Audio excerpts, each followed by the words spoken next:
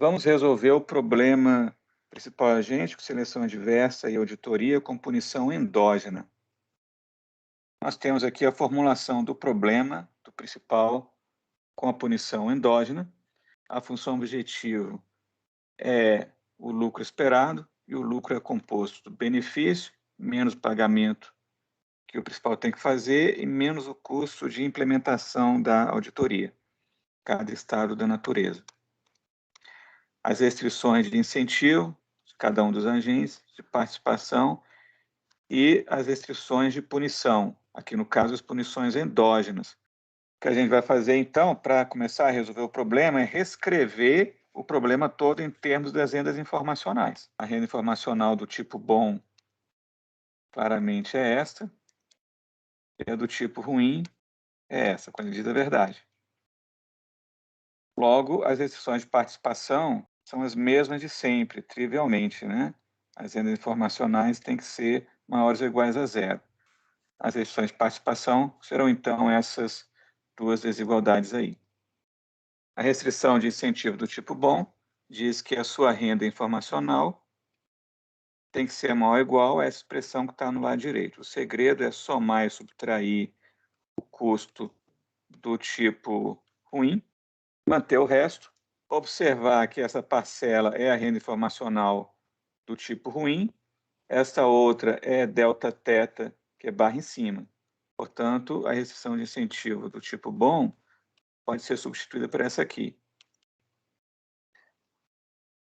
A restrição de incentivo do tipo ruim nos diz que a sua renda informacional tem que ser maior ou igual a essa expressão que está no lado direito.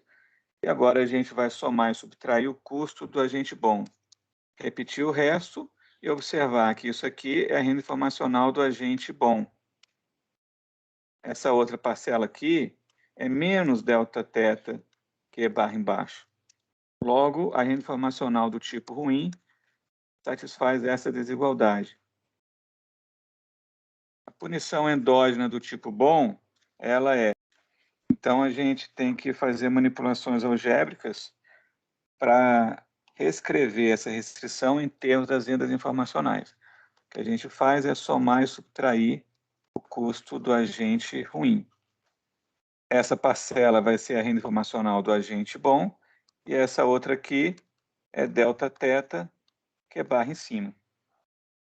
Portanto, a punição do agente bom é limitada superiormente pela renda informacional do agente ruim, mais a economia de custo que ele gera quando mente. De maneira análoga, a restrição de punição endógena do tipo ruim. Ela vem expressa por essa desigualdade, a gente soma e subtrai o custo do tipo bom, mantendo o resto.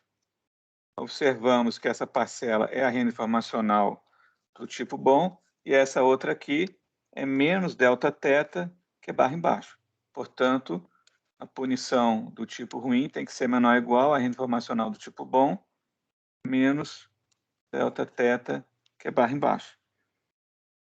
Temos então aqui na tela a forma como fica cada uma das restrições do problema com punição endógena. As restrições de incentivo, vão ser essas em azul, são reescritas dessa maneira em termos das rendas informacionais. As de participação ficam triviais, são as de sempre, e as de punição endógena ficam dessa maneira. Observe que aqui a punição endógena está dependendo da quantidade. Nas aulas anteriores, como a gente estava falando da punição exógena, você não tinha essa dependência em relação à quantidade, a punição tinha um papel meramente distributivo no problema principal agente, não tinha qualquer efeito alocativo. Isso com a punição exógena. Porém, com a punição endógena, vai ter efeito alocativo. Na verdade, vai melhorar. Vai melhorar em que sentido? Quando você tem um problema sem auditoria, no pior dos casos, quando o principal contrata o agente ruim, você tem uma distorção redutora de quantidade com relação ao second best. A quantidade cai, você tem que fazer um corte nessa quantidade. Quando você tem a punição exógena, você não altera a solução em termos alocativos. Com a punição endógena, você já pode alterar. Na verdade, você vai ter uma redução menor aqui com punição endógena. Então, você tem um aumento de eficiência com relação ao século BEST original. Resta ver como fica a função objetivo. Como a função objetivo é a mesma do caso da punição exógena, tem a mesma forma, e como a transferência, no seu aspecto geral, vai ser sempre o custo mais a renda informacional, a função objetivo, quando a gente expressa em termos das rendas informacionais, fica igualzinho ao caso da punição exógena. Resumindo, quando a gente faz a mudança de variável na função objetivo, trocando a transferência por custo mais renda informacional, como essa operação algébrica é a mesma do caso de punição exógena, a função objetivo expressa em termos das rendas informacionais vai ser similar àquela da punição exógena. Vai ser dividida em 3 parcelas, uma parcela alocativa, menos a renda informacional esperada, menos o custo esperado de auditoria, sujeito a essas restrições que estão aqui embaixo. O problema então é de maximizar essa função objetivo, que aparece aqui na tela, sujeito às restrições de incentivo, de participação e de auditoria.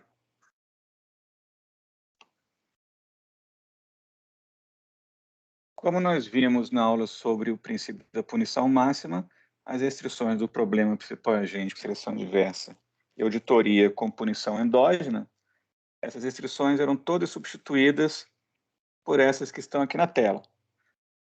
Em outras palavras, o que a gente tem que fazer é tomar, como sempre, a restrição de incentivo do tipo bom na fronteira, é deixar o agente bom indiferente entre mentir ou não.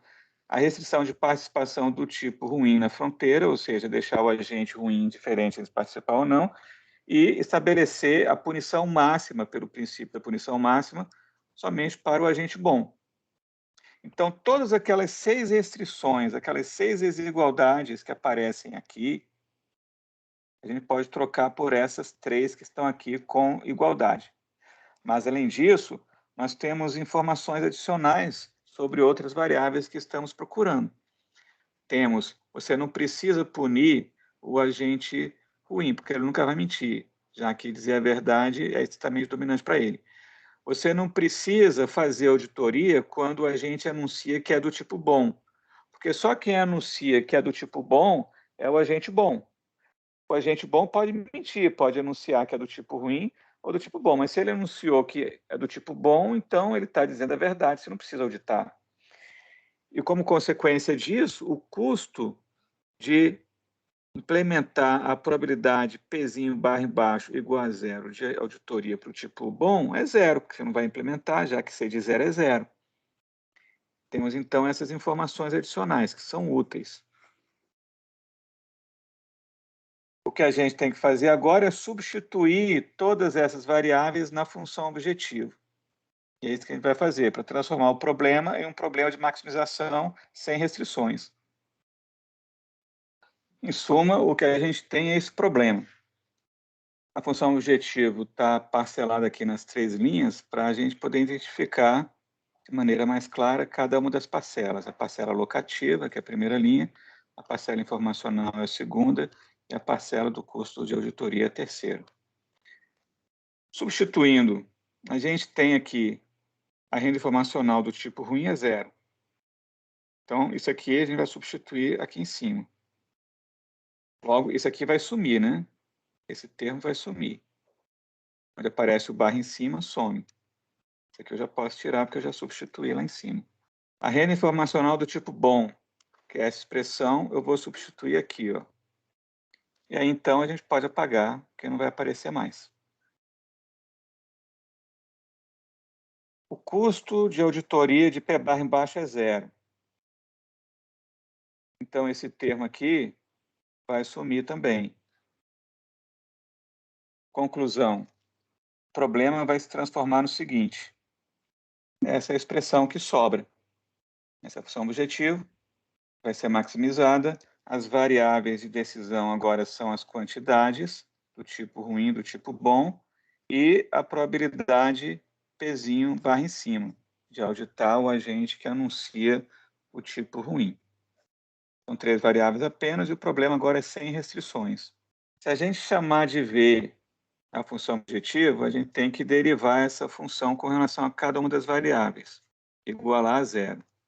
Vamos começar pela quantidade que é barra embaixo. Que barra embaixo aparece somente nessa parcela. Então, quando a gente deriva, a gente encontra ni vezes benefício marginal menos custo marginal igual a zero. Logo, a gente deduz que o benefício marginal tem que ser igual ao custo marginal. É a decisão de first best para o tipo eficiente, como a gente já esperava.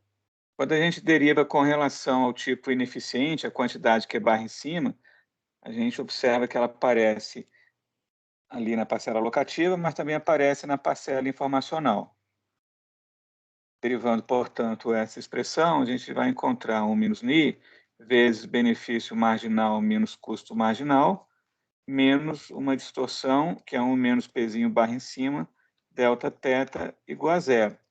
Isolando, então, o benefício marginal, a gente encontra a regra. Benefício marginal é igual a custo marginal mais aquele termo aditivo, a distorção. Se você observar bem, esse termo aditivo ele é parecido com a distorção que aparecia no caso sem auditoria.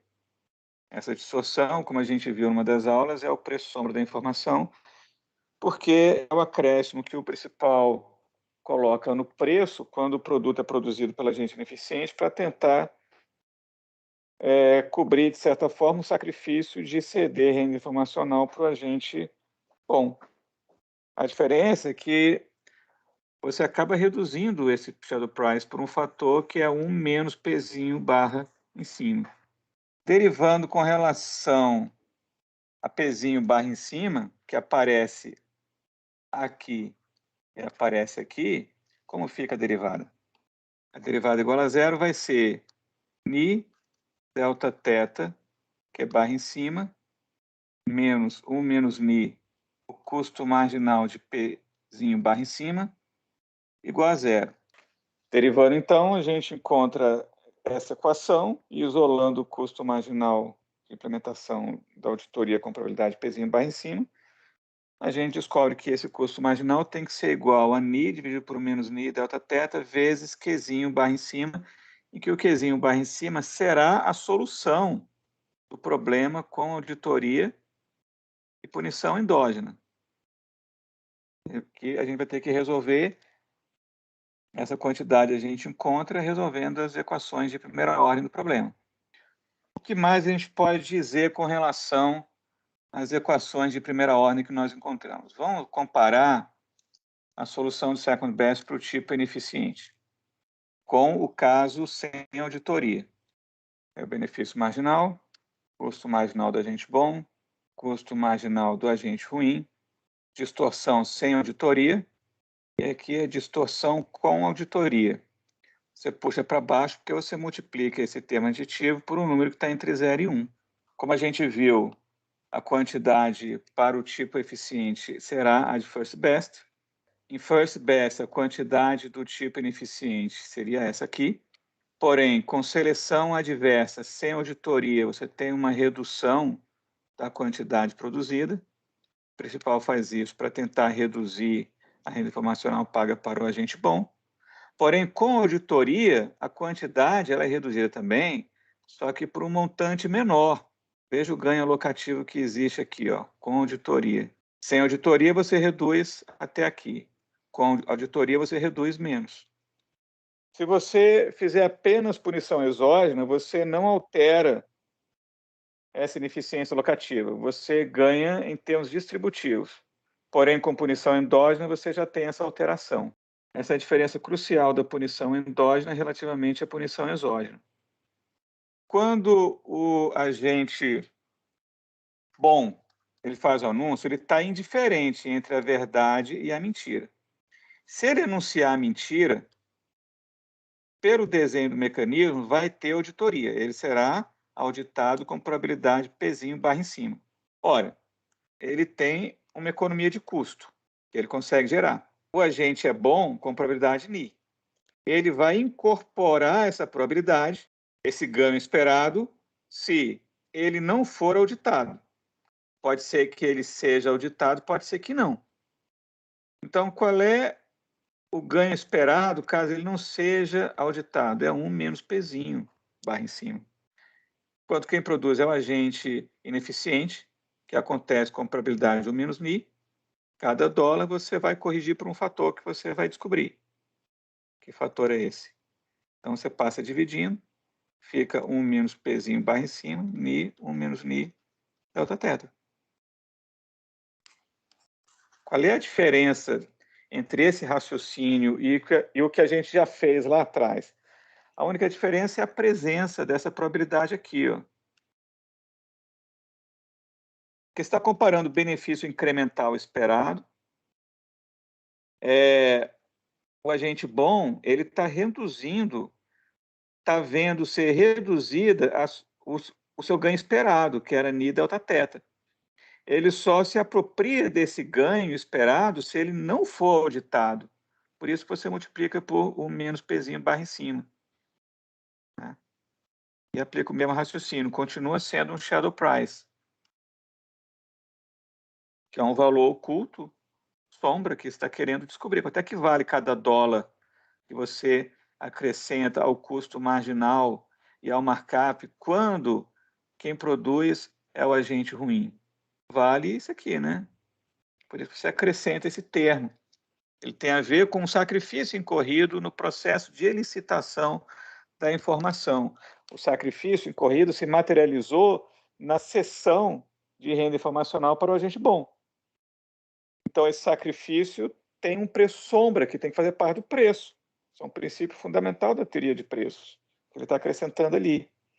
Veja que para descobrir esse acréscimo aqui, a gente não tem que saber derivar, igualar a zero. Tem que saber como raciocinar na margem.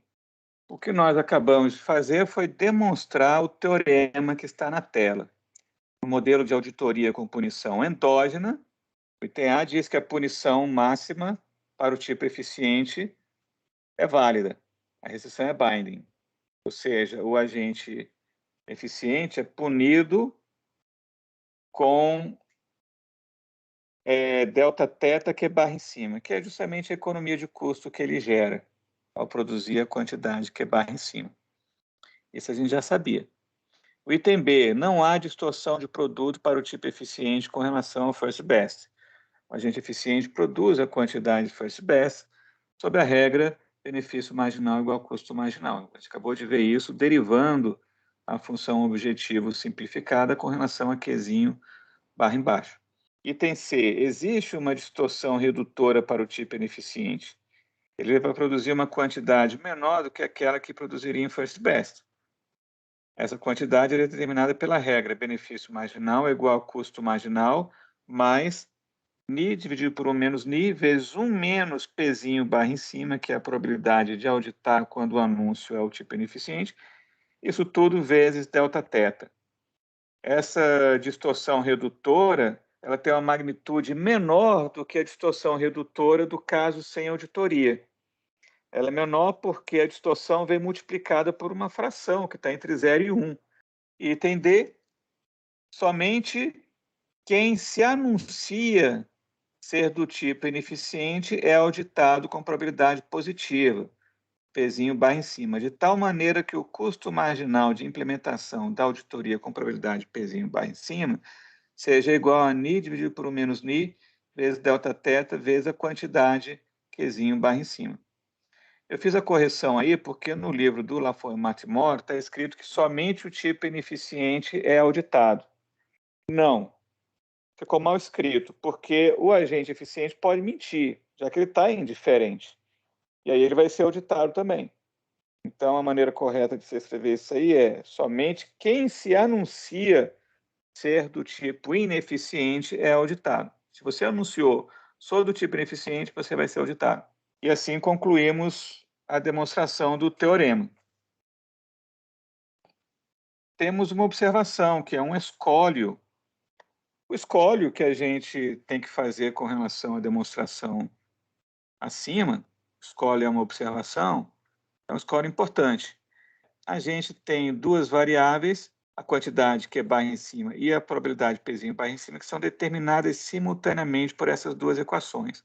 Essa aqui é a condição de primeira ordem alocativa para o tipo ineficiente, e essa aqui é a condição de primeira ordem para a probabilidade Pzinho barra em cima. É um sistema não linear. A não linearidade está envolvida no custo marginal de auditoria e no benefício marginal da quantidade. Então, para saber se a solução existe aqui, a gente tem que determinar o jacobiano do sistema e verificar se ele é não singular, ou seja, se o determinante é diferente de zero. Se for, a gente já garante que a solução é localmente única. Mas a gente pode argumentar mais, e pelo fato das funções benefício marginal e custo marginal serem monotônicas, a solução vai ser globalmente única. Vamos ver que isso de fato acontece. O que a gente vai fazer é separar para o lado esquerdo tudo que envolve as variáveis Qzinho barra em cima e Pzinho barra em cima, e tudo for constante, deixar para o outro lado. Essa primeira equação, o termo que está no lado direito pode ser reescrito assim, ó. Esse termo que aparece aqui, ele envolve o Pzinho barra em cima. Então, ele tem que passar para o lado esquerdo da igualdade. E a gente vai ficar com benefício marginal mais mi 1 menos mi delta θ, Pzinho barra em cima. Isso vai ser igual à constante que sobrou do lado direito, que não depende nem de Qzinho barra em cima, nem de Pzinho barra em cima. Essa constante é θ barra em cima mais mi 1 menos mi delta θ. A segunda equação, vai repetir aqui, ó. Você tem uma parcela que envolve a quantidade, Qzinho barra em cima, que você passa para o lado de cá. Então, a gente troca o sinal, vai ficar menos mi, o menos mi, delta θ, Qzinho barra em cima. E repete a parcela relativa ao custo marginal de Pzinho barra em cima. Isso aqui vai ser igual a zero. Então, do lado direito, nós temos as constantes e no lado esquerdo, duas funções não lineares. Temos, portanto, um sistema não linear. Qual é o jacobiano do sistema? A matriz jacobiana do sistema, como o sistema é 2×2, a matriz jacobiana é 2×2. Você pega o gradiente da primeira equação. A primeira função, que está no lado esquerdo, é uma função da quantidade Q barra em cima e da probabilidade P barra em cima. Você calcula o gradiente, a derivada dessa função com relação a Qzinho barra em cima e a derivada com relação a Pzinho barra em cima. Quando você deriva essa primeira função com relação a Qzinho barra em cima, aqui você vai encontrar a derivada do benefício marginal. É isso aqui. E quando você deriva com relação a Pzinho barra em cima, você vai encontrar mi sobre 1 menos mi vezes delta θ. Vai fazer a mesma coisa para a função que está embaixo, a segunda restrição, a segunda equação aqui. Essa segunda função, quando você deriva com relação a Qzinho barra em cima, vai dar menos mi, dividido por menos mi, vezes delta θ. E quando deriva a segunda função com relação a Pzinho barra em cima, vai dar a segunda derivada da função custo. Eu quero saber se essa matriz é não singular, ou seja, se o seu determinante é diferente de zero. Como ela é 2×2, determinante dessa matriz é fácil calcular, é o produto, segunda derivada da função benefício, vezes a segunda derivada da função custo, menos o produto do que está fora da diagonal principal. Como já tem um menos aqui na frente, muda o sinal, vai ficar mais. E aí vai ficar mi, 1 menos mi ao quadrado, delta θ ao quadrado. O benefício marginal, ele é decrescente, então tem sinal negativo. O custo marginal é crescente. Isso aqui é positivo, foi uma hipótese feita. E esse termo aqui é positivo, estritamente positivo. E o spread de incerteza é estritamente positivo. A gente tem, portanto, esses sinais. Pode acontecer do determinante ser zero? Pode. Somente quando esse termo aqui, a sua magnitude, que vai ser um sinal negativo, for igual a desse outro termo. Somente nesse caso. Portanto, isso vai acontecer com medida zero. É uma linguagem matemática, né? Com medida zero no conjunto dos possíveis valores de Q barra em cima e de P barra em cima. Você tem um conjunto de valores que é dado por um conjunto aberto, né? Porque o P é maior que zero e ele é menor que 1. E o Q pode ser qualquer coisa não negativa. Portanto, existe uma série de valores possíveis que essas variáveis podem assumir. Todas vão cair dentro dessa faixa infinita. Essa equação vai ser igual a zero em um conjunto que tem medida zero. Porque quando você considera a equação igual a zero, você isolaria o Pzinho barra em cima como função do Qzinho barra em cima, pelo teorema da função inversa. Isso daria uma função aqui dentro. A função, dentro dessa região que está no plano bidimensional, ela é unidimensional, portanto tem medida zero. A gente diz, portanto, que a solução é determinada em quase toda parte, ou seja, salvo um conjunto de medida zero. Pequena observação. Vamos ver mais uma observação. Vimos que com punição exógena, uma variação pequena da probabilidade de auditoria do tipo ineficiente não tem efeito alocativo. Passou a aula passada toda e a anterior, né, eu mencionei, com punição exógena, você não tem efeitos alocativos, somente distributivos. Portanto, se você variar marginalmente a probabilidade de auditoria do tipo ruim, você não tem efeito alocativo. Sob punição endógena, a gente vai ter efeito alocativo. A gente quer estudar esse efeito. Como é que a gente estuda esse efeito? A gente considera a equação de primeira ordem do tipo ineficiente na solução. Se a probabilidade de auditoria do tipo ineficiente ou do anúncio ruim variar marginalmente por um diferencial Pzinho vai em cima de A, qual vai ser o impacto? Esse aqui é o impacto marginal. Se você aumenta a probabilidade de auditoria, você diminui o efeito distorsivo sobre o produto de second best do tipo ineficiente. E isso é só uma outra maneira da gente dizer o seguinte, que com punição exógena, a solução de second best para o tipo ineficiente, com auditoria, vai ser igual à quantidade do tipo ineficiente em second best sem auditoria, que a gente sabe que é menor do que a quantidade de first best do tipo ineficiente.